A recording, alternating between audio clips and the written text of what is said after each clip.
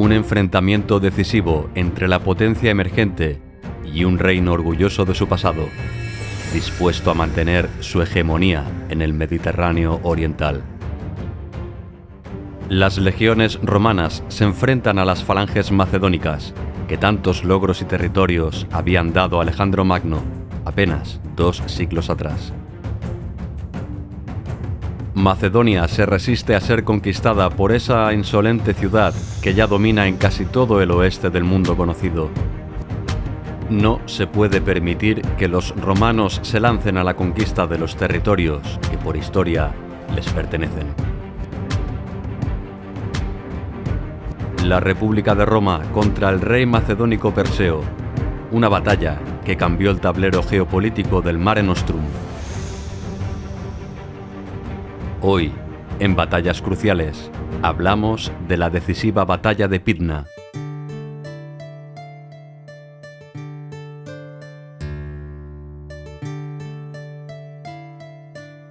Año 179 a.C. Pela, capital del reino macedónico. Perseo, a sus 33 años, por fin se hace con el ansiado trono.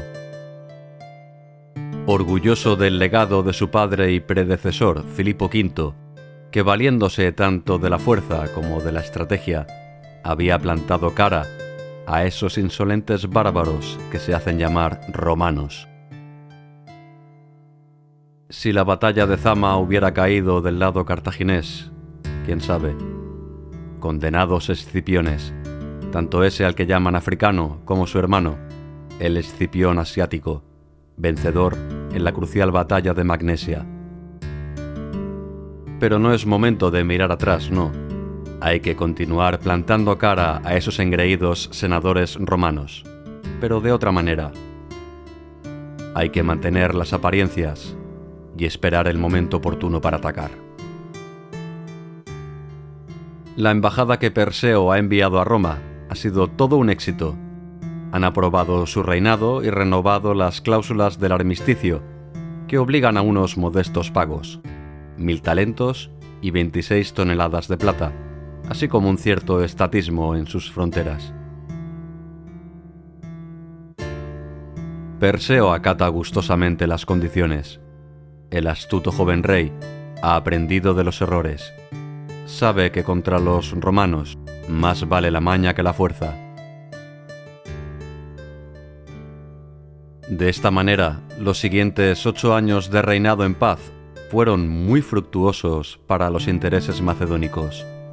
Perseo quiere ganarse el favor del pueblo y de todos los helenos. El sucesor de Filipo V promueve una ley de amnistía para los deudores en el exilio, así como los presos por impago. La capital del reino macedónico se llena de ciudadanos arruinados de todas las regiones griegas, a los cuales les son restituidas sus posesiones.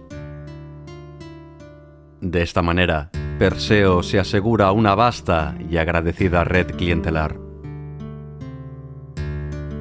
Mientras tanto, los embajadores macedonios recorren todo el mundo helenístico, intentando ganarse adeptos a la causa común.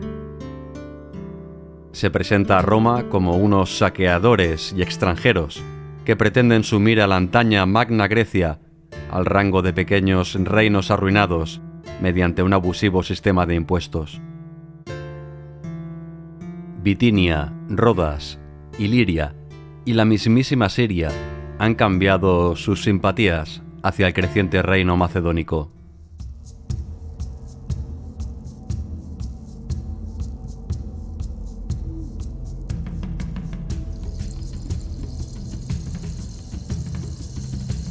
Precisamente, la boda de Perseo con Laódice de Siria es toda una declaración de intenciones, un enlace que fortalece las relaciones entre dos de las potencias que en un pasado reciente osaron plantar cara a Roma: el reino macedónico y el temible imperio seleucida. Roma mira con desconfianza, ya están advertidos de las triquiñuelas y las falsas apariencias de los sucesores de Alejandro Magno. El fiel aliado de Roma, Eumenes II de Pérgamo, pierde influencia en todos los reinos helenísticos en favor del bien visto rey Perseo. Pero Eumenes tiene un plan. Miente deliberadamente sobre un supuesto plan del rey macedónico de invadir la península itálica. Los senadores romanos dudan. Hay partidarios y detractores de iniciar una nueva guerra. Macedonia es un estado tapón frente a los siempre peligrosos seleucidas. Pero el enlace matrimonial entre el rey macedonio y la princesa seleucida enciende todas las alarmas en la ciudad de Rómulo. Sin embargo, Eumenes II no se sale con la suya. El Senado no aprueba la guerra, pero esta situación cambia cuando el mismo rey de Pérgamo, el fiel aliado romano en Grecia, sufre un chusco atentado a base de pedradas en Delfos. Dicen que el atentado fue promovido bajo orden de Perseo, aunque hay algunas voces que afirman que no fue más que otra estratagema de Eumenes para presentarse como víctima. Sea como fuere, la resolución de guerra se vota en el Senado romano a principios del año 171. No hay un casus belli claro, pero quizá el mayor miedo fue una posible alianza entre el rey Perseo y su homólogo Antíoco IV, amo y señor de los seleucidas, tal cual había pasado con la efectiva alianza entre Filipo V y Antíoco III.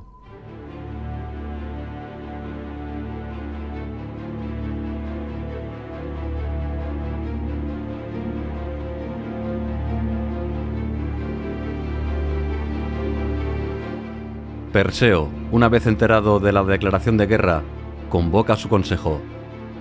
Sí, los nobles están de acuerdo. Macedonia prepara a sus 40.000 infantes, muchos de ellos falanges de élite y más de 4.000 jinetes.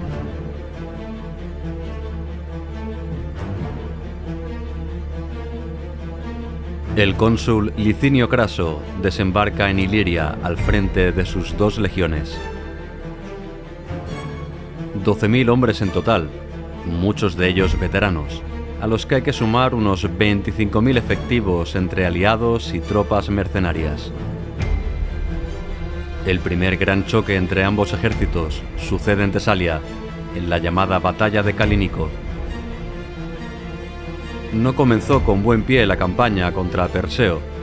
Las legiones romanas fueron barridas con relativa facilidad por las tropas macedónicas. Los tesalianos, aliados de Roma, fueron un factor clave en la correcta retirada.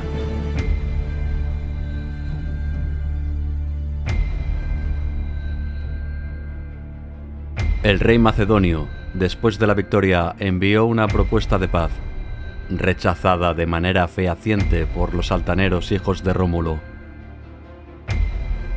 Durante los 2 siguientes años se sucedieron una serie de pequeñas batallas y escaramuzas que casi siempre se resolvían en empate técnico, con ligera ventaja para Macedonia, que no podía asestar un gran golpe a las águilas romanas. En la primavera del año 169 antes de nuestra era, desembarca un nuevo cónsul, Marcio Filipo, con 5.000 hombres de refresco. El nuevo dirigente romano, ávido de victorias y azuzado por su propio senado que reclama triunfos, avanza por el sur de Macedonia a través del monte Olimpo, donde toma Dion, la capital religiosa del reino macedonio. Pero este hecho tampoco supone un factor decisivo en el desarrollo de la guerra.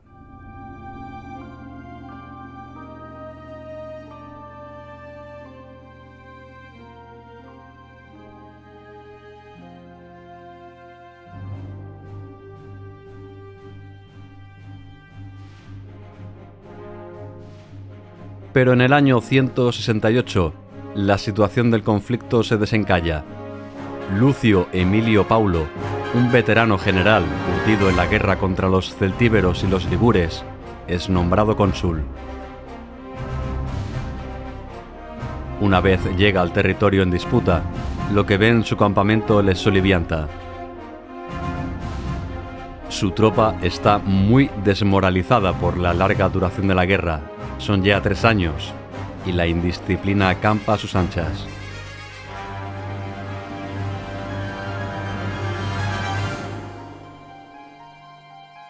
Emilio Paulo toma cartas en el asunto, y entre una de sus innovadoras medidas, tal y como cuenta Tito Livio, prohibió los escudos durante la noche, ya que los centinelas se apoyaban en ellos para dormitar durante la guardia. En el plano táctico, el objetivo de las tropas romanas es claro: rodear el monte Olimpo y cruzar el río Esón hacia Pydna, lugar donde los espera Perseo. Publio Escipión Nasica, yerno del mítico Escipión el africano, se destaca como uno de los mejores generales de la campaña. Él fue el elegido para comandar las tropas que rodearon el monte Olimpo en una maniobra peligrosa, pues los macedonios podían emboscarlos en cualquier desfiladero. Y así fue. Un importante contingente de 12.000 tropas del rey Perseo fueron enviadas a bloquear el paso de Escipión Nasica, pero no fueron lo suficientemente hábiles. El general romano los sorprendió por la noche en un fugaz ataque, obligando al ejército a retirarse al campamento base macedónico.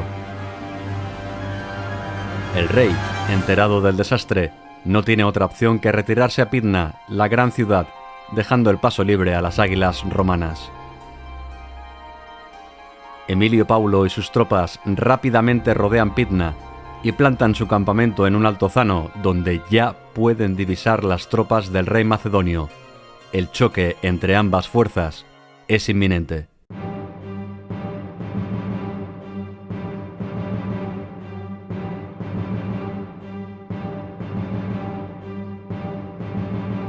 Las fuerzas son parejas, unas 40.000 tropas por cada bando, pero los macedonios tienen el aliciente de luchar por su patria, por sus familias, por su tierra. Pero los romanos cuentan con un factor importante: tienen algunos temibles elefantes de guerra prestados por Masinisa, rey de Numidia. La batalla principal vino precedida de un simple accidente. Parece ser que fue un caballo que se escapó de su jinete el que provocó el conflicto, pues en el momento en que 3 legionarios romanos iban a buscarlo, dieron muerte a un tracio que pretendía hacerse con el equino. Este hecho enfureció a los más de 800 tracios dentro de las filas macedónicas, que comenzaron el ataque de manera feroz. Ambos comandantes disponen sus tropas de inmediato. Los romanos, con su clásica línea triple adicional, los asteros, príncipes y triarios, aguardan la embestida de las fuerzas macedonias y sus aliados. Ahí están los feroces tracios, vestidos de negro con sus largas espadas y las famosas falanges, aullando sus gritos de guerra con sus escudos dorados. Los romanos deciden atacar. No le temen a nada, pero en los primeros envites descubren que sus cortos gladius no hacen nada enfrente de las larguísimas sarisas de las falanges, armas legendarias con las cuales han vencido en cientos de batallas. Los legionarios intentan romper o agarrar las largas lanzas, pero es en vano. Los macedonios aguantan filas, compactos, y destrozan la primera y la segunda línea romana, obligando al mismísimo procónsul a retirarse al monte Olocrus. Gracias a esta privilegiada vista, el comandante Emilio Paulo detecta las debilidades del enemigo. El terreno en el cual han entrado los macedonios es escarpado. Hay oportunidad de crear brechas.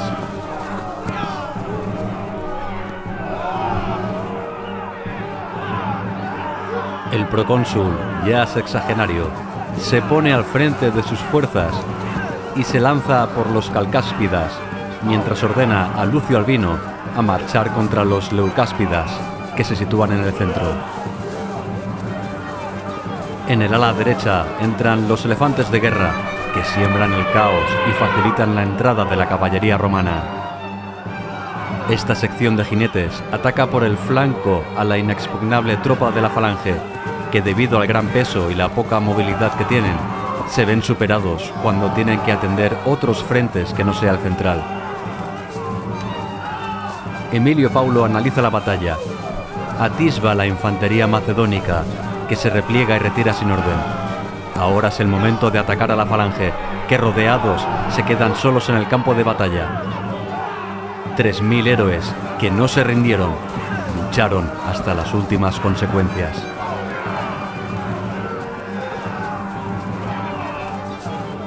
El resto de tropas macedónicas es un caos. Unos huyen campo a través, otros se lanzan al mar en busca de la ayuda de su flota, que ante tamaña cantidad de soldados solicitantes los abandona a merced del enemigo.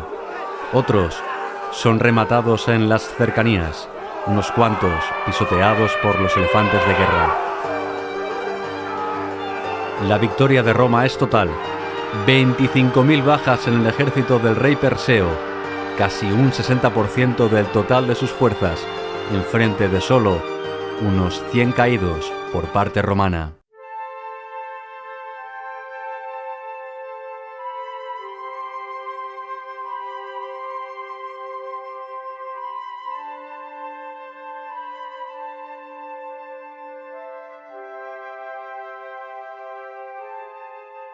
El rey Perseo huyó al inicio del combate con toda su caballería.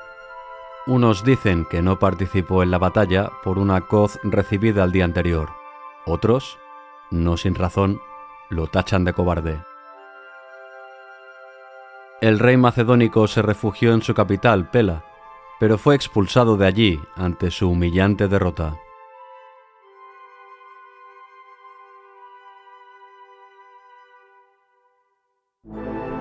Cogió su tesoro, eso sí, pero la avaricia rompe el saco.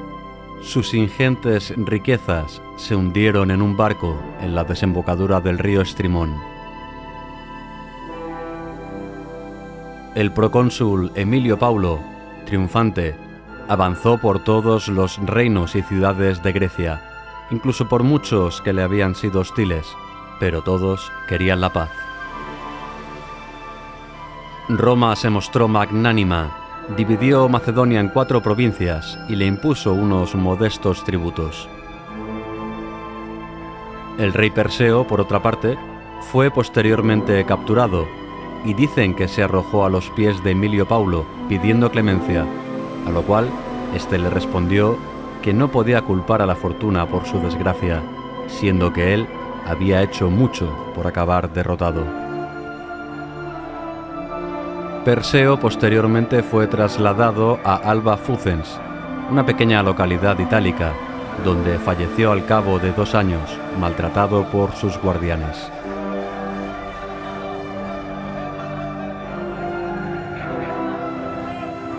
La batalla de Pydna, el choque que definió un nuevo panorama geoestratégico en el Mediterráneo. Roma, ahora sí, podía expandirse hacia el este. Los pueblos helenos ya no presentarían grandes problemas nunca más en el futuro de la incipiente república. La histórica falange de Alejandro Magno, un modo de entender la batalla, caía nuevamente derrotada frente a las legiones romanas, las tropas hegemónicas que regirían durante 600 años más los designios del mundo mediterráneo.